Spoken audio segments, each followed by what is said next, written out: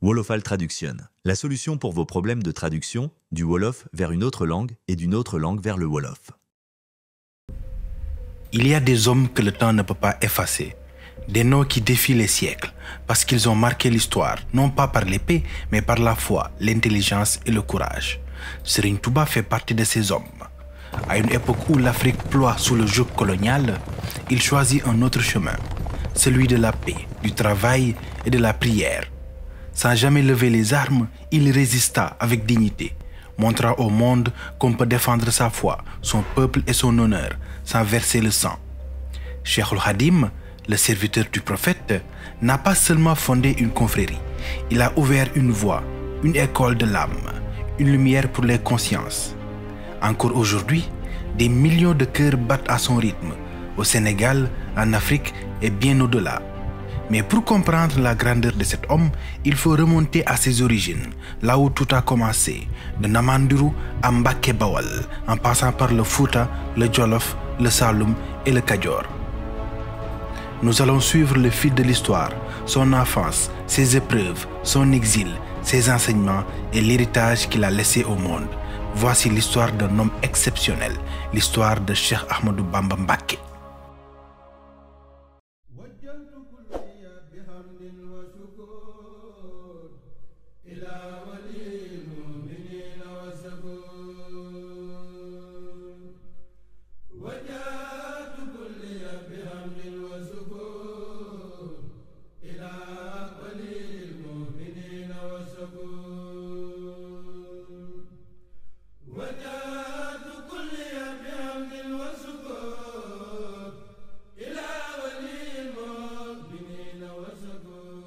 Bien avant que le nom de Cheikh Ahmadou Bamba ne résonne dans les mosquées, les villages et les chœurs, l'histoire de sa lignée avait déjà commencé. Une histoire ancienne, une histoire noble. Tout débute dans un territoire oublié des cartes modernes, un lieu nommé Namandiru. Niché entre le sud-est du Jolof et le sud-ouest du Tekrour, c'est là que régna jadis une dynastie puissante. Les Diaw, appelés Diaogo chez les Peuls et Diaonko chez les Soninké, ceux qui portent le nom de Diaw. Depuis ce Namandiru, ils fondèrent le royaume du Tekrour, posant les jalons d'un pouvoir politique et spirituel majeur. Puis vint la chute. Le trône changea de main. Wardjabi, chef des Manna, prit le pouvoir au Tekrour, tandis que les Ndaw, aussi appelés Belep, devenaient les nouveaux seigneurs du Namandiru. À leur côté, une autre famille brillait discrètement. Les Mbacké, une lignée déjà bien enracinée, respectée pour sa sagesse, son savoir et sa noblesse. Le lien entre les Ndaw et les Mbacké fut scellé dans le sang. Pour citer un exemple, Mbéru Mbacké, femme émérite, donna naissance à Wali Ndaw, le dernier roi de la dynastie Belep. Ainsi naquit une lignée à la croisée des destins, noble par le sang, spirituelle par sa vocation. Puis vint l'exil. Pour des raisons que l'histoire a oubliées, une branche des Mbacké quitta le Namandiru et trouva refuge au Fouta Toro, ancien Tekrour, désormais sous domination Peul. Là-bas, deux transformations les attendent. La première fut culturelle. Les Mbacké devinrent peu à peu Halpularen, intégrés à une société Peul qui impose sa langue, ses codes, sa vision du monde. La seconde fut spirituelle. Ils devinrent des Torodo, marabouts du Fouta Toro, porteurs de la lumière de l'islam, dans une société en mutation. Mais à la fin du XVIIe siècle, un vent nouveau souffla sur la vallée du fleuve Sénégal.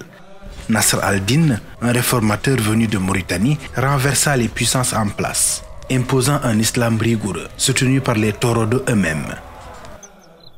À sa mort, les anciens rois reprirent leur trône et la répression s'abattit. Les Torodo furent pourchassés et avec eux, les Mbacké durent fuir. C'est ainsi que Ousmane Mbacké trouva refuge au Jolof, dans la province de Mbelekhé. Il fut accueilli par le Bergel Mafintignang, auprès duquel il exerça comme marabout et conseiller. De génération en génération, leur influence grandit. Grâce à des alliances stratégiques avec la famille du Bergel Niang, les Mbacké consolidèrent leur position. Et c'est de cette union sacrée que naquit Maram Mbacké, fils de Habibullah et de Aram Niang, et arrière-petit-fils d'Ousmane. Après l'exil, après la traversée du temps, le nom des Mbacké résonna à nouveau, avec éclat. C'est dans le Jolof, au début du XVIIIe siècle, qu'un homme allait redonner souffle et direction à sa lignée. Maram Mbacké, Il est l'arrière-grand-père de Cheikh Ahmadou Bamba. Animé par une quête infatigable de savoir, il sillonna les écoles les plus réputées de son époque. À Koki, il apprit aux côtés de Serigne Koki Matar Ndoumé Diop, côtoyant des figures qui allaient elles aussi marquer l'histoire. Sakhewar Fatma Diop, ancêtre de Lat Dior, et Malamine Sarr, grand marabout de la résistance. Il poursuivit son parcours auprès du sage Massamba Thiam, éminent maître du Fouta Toro, originaire du Jolof, et arrière-grand-père d'Ibrahima Niass. Des traditions évoquent même un séjour auprès des Zawaya, ces maîtres spirituels du désert mauritanien. Mais Maram n'était pas qu'un simple étudiant. Il était un homme de lumière, un homme de baraka. À son départ, Massamba Thiam déclara « Cet homme a emporté toute la bénédiction de mon école ». De retour au Jolof, il fonda Mbaké Jolof, non loin de Mbaké Sayanka, le village ancestral des Siens. Il y érigea une école, une mosquée, une communauté, une citadelle du savoir et de la foi. Ces mariages furent des alliances stratégiques avec les plus grandes familles maraboutiques et aristocratiques du pays Wolof. Farimata Seck, du prestigieux village de Taïba, Awa Niang, de la famille Birgel Niang, Sokhna Bousso, descendante des Boussobé de Goloré. De son union avec Aïssa Dem, naquit vers 1790 Balla Aïssa, que l'on appelait aussi Habibullah le Jeune, le grand-père de Serigne Touba. Mais Maram ne se contenta pas d'élever ses enfants. Il bâtit une lignée, une vision. Sa fille, Sokhna Mbaké, épousa Aïmirou Diakhaté, et leur descendance fonda les grands foyers religieux de Keur Makala et Meoundou, dont sortirait Khalima Diakhaté Kala, juge à la cour du Damel Lat Dior. Une autre branche unira les Mbaké et les Si avec le mariage de Mati Mbaké et Demba Bouna Si, ancêtre du grand El Hadji Malick Si. Maram refusa les honneurs du pouvoir. Il resta détaché des intrigues, préférant la paix intérieure au tumulte des royaumes. Il forgea une tradition, une école de rigueur, un tronc solide sur lequel allait s'élever le nom de Cheikh Ahmadou Bamba. À la fin du XVIIIe siècle, alors que les vents de révolte soufflaient sur le Kayor et le Bawal, Maram Mbaké réapparaît dans les annales politiques. En 1796, son ami et condisciple Malamine Sarr, chef du village de Thiarène, s'éteint. Maram se rendit sur place pour présenter ses condoléances et régler la succession.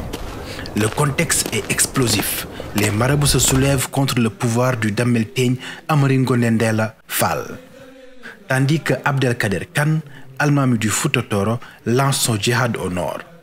Face à ces tensions, Maram adopte une posture de neutralité, incarnant la sagesse et la rigueur dans la gestion des affaires religieuses et sociales. Son attitude inspire le respect. Le Damel Teigne lui propose alors de s'installer définitivement dans le Bawal. Il décline, mais accepta de fonder un nouveau village, Mbaké Bawal, vers 1796, qu'il confie à son fils aîné, Amadou Farimata Mbaké. Puis il retourne à Mbaké Jolof, où il rend l'âme entre 1799 et 1800. Amadou Farimata administre Mbaké Bawal pendant 10 ans. À sa mort, vers 1810, il laisse la direction à son demi-frère, Ibra Awa Niang, qui fait prospérer le village pendant 30 années, l'agrandissant et lui donnant un rayonnement spirituel durable. À sa mort, entre 1835 et 1836, ce fut au tour de Balla Aïssa Mbaké, le dernier fils de Maram, de prendre le flambeau. En dirigeant le village, Balla Aïssa opère un déplacement symbolique vers l'est, marquant un nouveau chapitre pour les Mbaké. Il épouse Anta Sali Khan, sœur du chef Gamou Khan de Ndiakan, et en 1820, naît de cette union un fils, Momar Anta Sali Mbaké. Momar grandit au cœur d'une maison dédiée à Dieu et au savoir. Il étudie à Koki auprès de Massamba Anta Diop, puis poursuit son apprentissage au Saloum avec le maître Amadou Bamba Sall. Devenu à son tour un érudit respecté, il scelle des alliances spirituelles et puissantes par ses mariages avec Fati Diop, Issa Dieye, Absa Diakhaté, Sokhna Anta Ndiaye et surtout Diara Bousso, aussi connue sous le nom de Sokhna Diara Bousso, femme pieuse vénérée pour sa sagesse et sa lumière intérieure. Et c'était cette union bénie que naît celui qui allait bouleverser l'histoire religieuse, spirituelle et nationale du Sénégal, Cheikh Ahmadou Bamba Mbacké. C'est dans le village de Mbacké Bawal, fondé des décennies plus tôt par ses ancêtres, dans le royaume du Bawal, que vint au monde en 1270 de l'Hégire, 1853 de notre ère, un enfant promis à un destin hors du commun, Ahmadou Bamba Mbacké. Le nom de l'enfant fut choisi en hommage à Cheikh Ahmadou Bamba Sall, saint homme du Saloum et maître spirituel de son père. Très tôt, Bamba est orienté vers la quête du savoir. Il passe d'abord entre les mains de son grand-père maternel, puis de son oncle Thierno Mboussobé, qui le place auprès de Serigne Tafsir Mbacké Ndoumbé, maître coranique réputé. Là, il mémorise le Coran et acquiert les fondements des sciences religieuses. Mais le destin s'accélère. Entre 1863 et 1864, un drame frappe la famille. Abdul Khadir, oncle du jeune Bamba, est tué par les Tcheddo. Le cœur meurtri, son grand-père Bala Aïssa quitte Mbacké Bawal pour Ngaye, dans le Saloum, où il décède peu après. En 1865, un tournant majeur survient.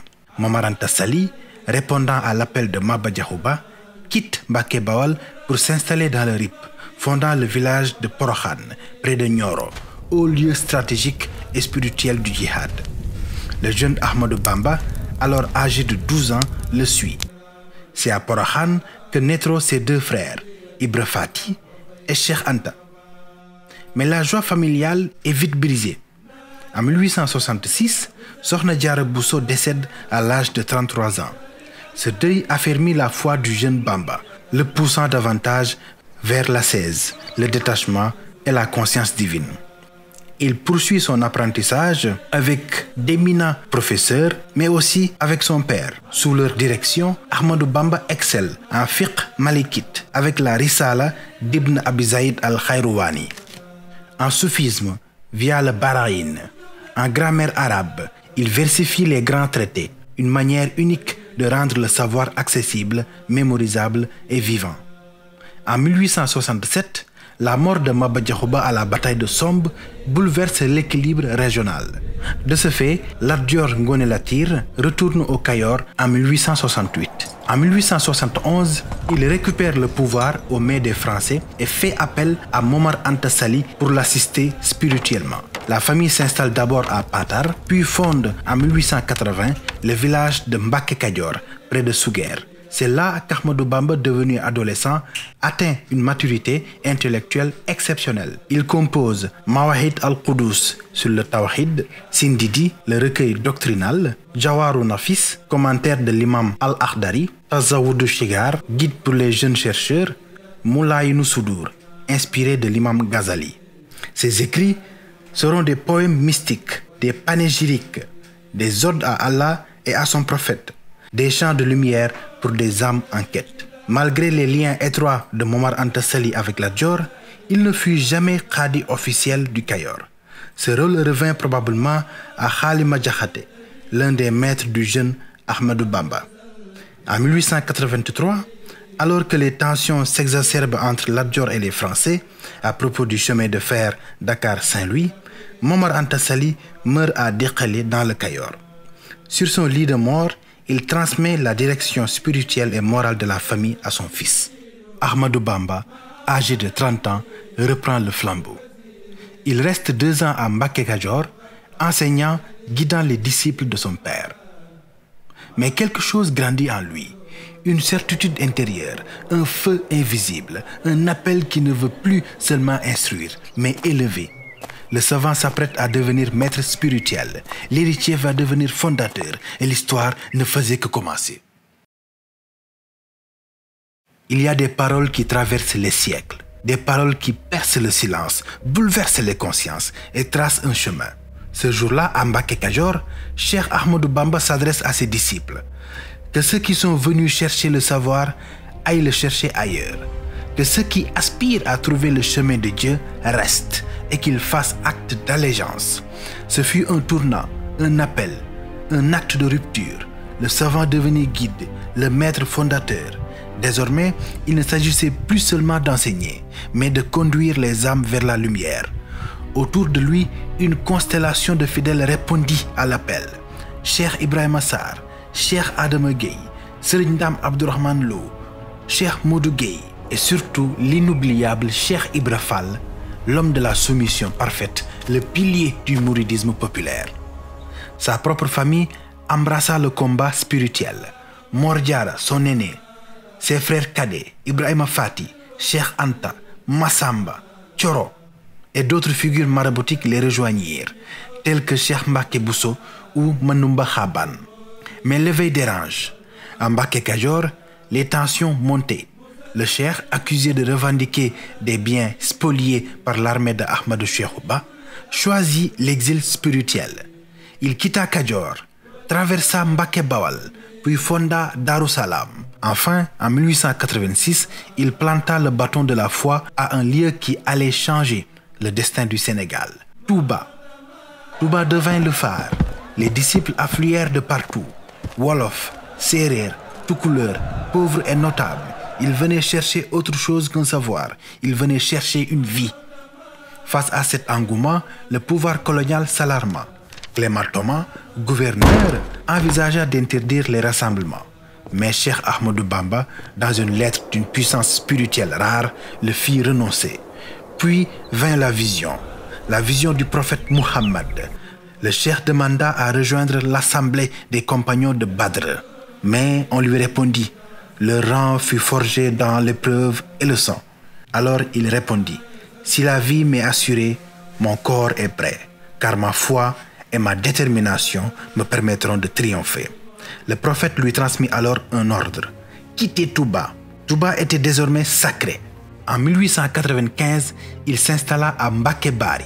Et ce fut là que le chef Samba Laobé Penda Ndiaye, digne héritier des dynasties Wolof, vint lui prêter allégeance. Le pouvoir colonial comprit alors, le cheikh devenait une force, une autorité, un repère.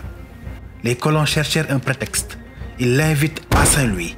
Il envoya son frère, Ibrahima Fati, à sa place. Un geste de fermeté. Mais pour les colons, c'était un affront. Le clerc, commandant du cercle, reçut l'ordre. Arrêter le cheikh. À Djewol, il fut arrêté. Mais il n'y eut ni panique ni peur. Il savait déjà, il avait été prévenu. Ce départ serait l'épreuve suprême. Le 15 Safar 1313, un mercredi 7 août 1895, il fut saisi. 3 jours plus tard, il fut présenté à Saint-Louis, jugé, condamné et exilé vers les terres inconnues du Congo français.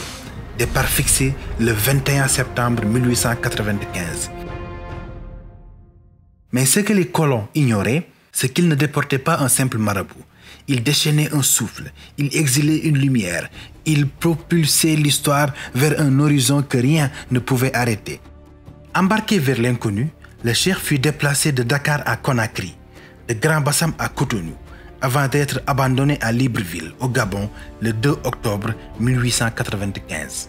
Pourquoi le Gabon? Parce qu'il fallait l'éloigner, l'effacer du cœur de son peuple. Mais comme il l'avait dit au prophète, si la vie m'est assurée, le corps peut endurer. Et il endura. Libreville ne suffisait pas. Alors on le jeta plus loin encore, dans l'enfer vert de Mayumba, un lieu isolé, oppressant, infesté d'insectes et de serpents. Mais là, au milieu des ronces et du silence, il trouva Dieu. 5 années de solitude, de privation, mais aussi d'élévation. C'est là qu'il composa ses poèmes les plus puissants. Là qu'il vécut un ramadan de souffrance, devenu légendaire. Là qu'il obtint le titre éternel de Khadimou Rassoul. En 1900, il fut déplacé à Lambaréné.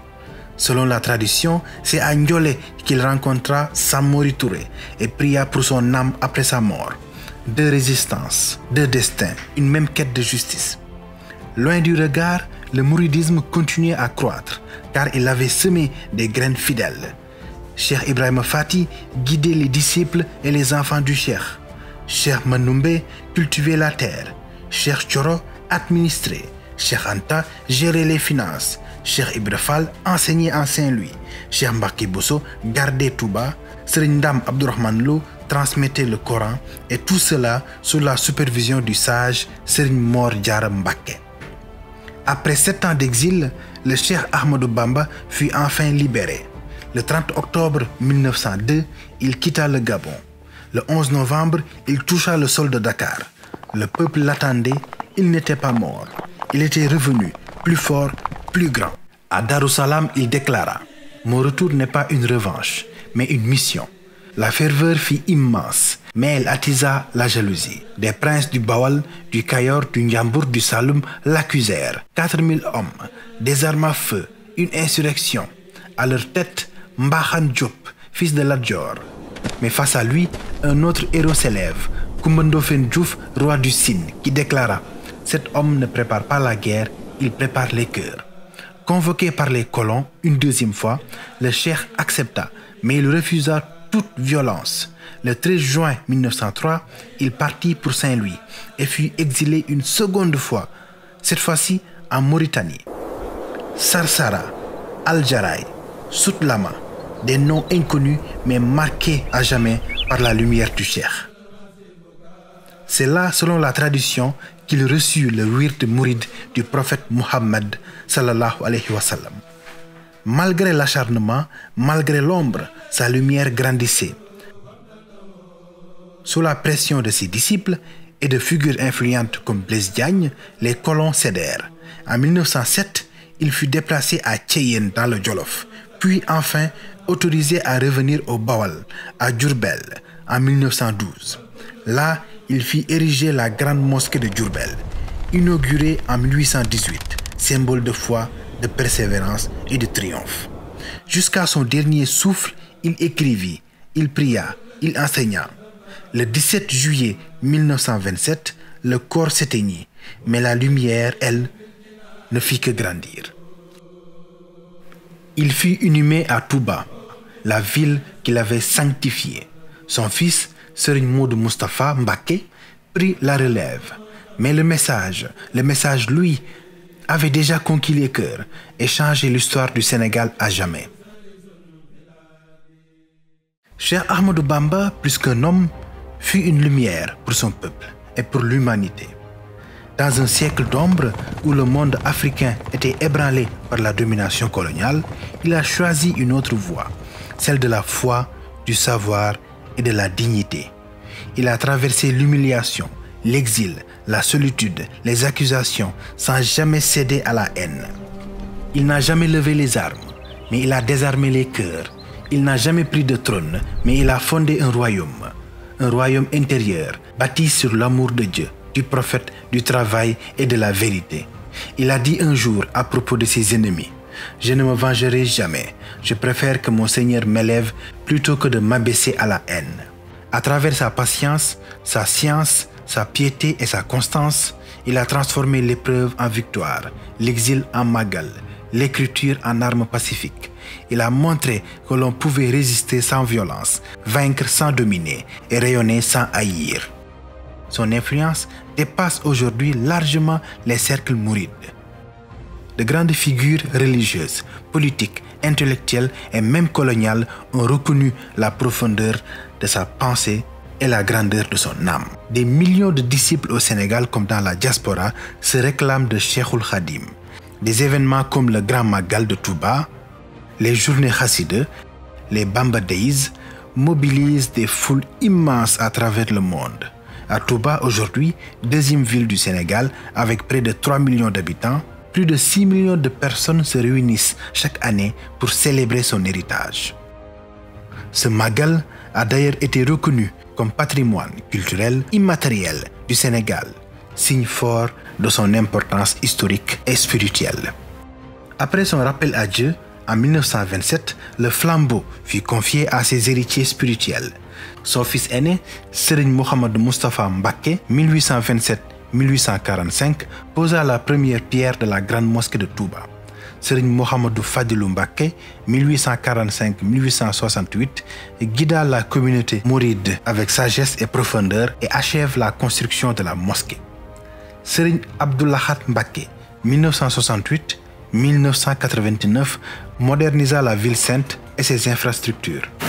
Serigne Abdoul Khadr Mbacké, 1989, assuma un bref mais réel khalifa.